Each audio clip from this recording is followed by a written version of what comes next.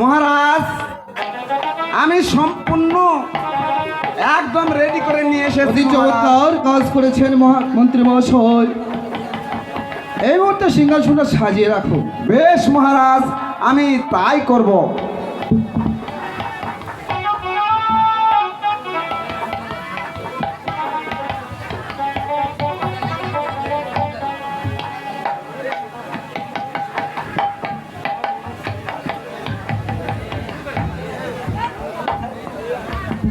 হ্যাঁ মহারাজ, আমাদের সিংহাসন নির্মাণ হয়েছে মহারাজ।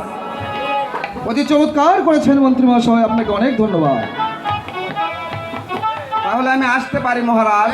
আপনি এখন আসুন। চরণে প্রণাম। আশীর্বাদ করে মন্ত্রী মহাশয় দীর্ঘজীবী হন।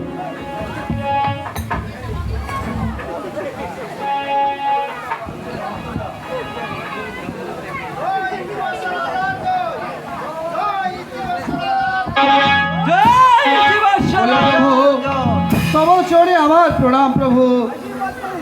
বলে মা লক্ষ্মী, তব চরণে আমার প্রণাম। বলে প্রভু, আপনার উভয় আসন গ্রহণ করুন প্রভু। আমরা বসতে আসিনি। বলে প্রভু, আপনার আসন গ্রহণ করলে আমি আপনাদের বিচার করে দেব। বেশ, এসো লক্ষ্মী।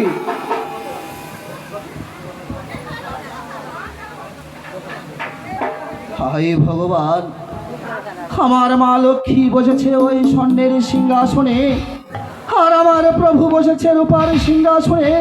তাই তো আমার মা লক্ষ্মী হয়েছে বড়, আর আমার প্রভু হয়েছে ছোট।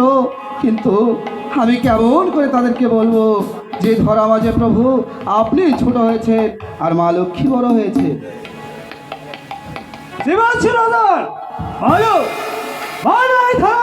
কে বড়? বলি প্রভু, আপনাদের বিচার আপনারা নিজেই করেছেন। আমাদের বিচার আমরা কিন্তু ভালো করব। হ্যাঁ প্রভু, আপনাদের বিচার আপনারা নিজেই করেছেন। কেমন করে? বলে প্রভু, ওখানে দুটি সিংহাসন নির্মাণ করা আছে।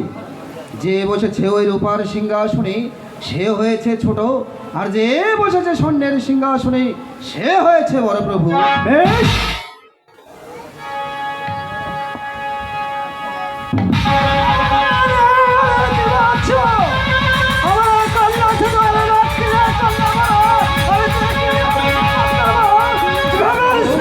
আমাকে অভিশাপ দেবেন না প্রভু। আমিও জানি না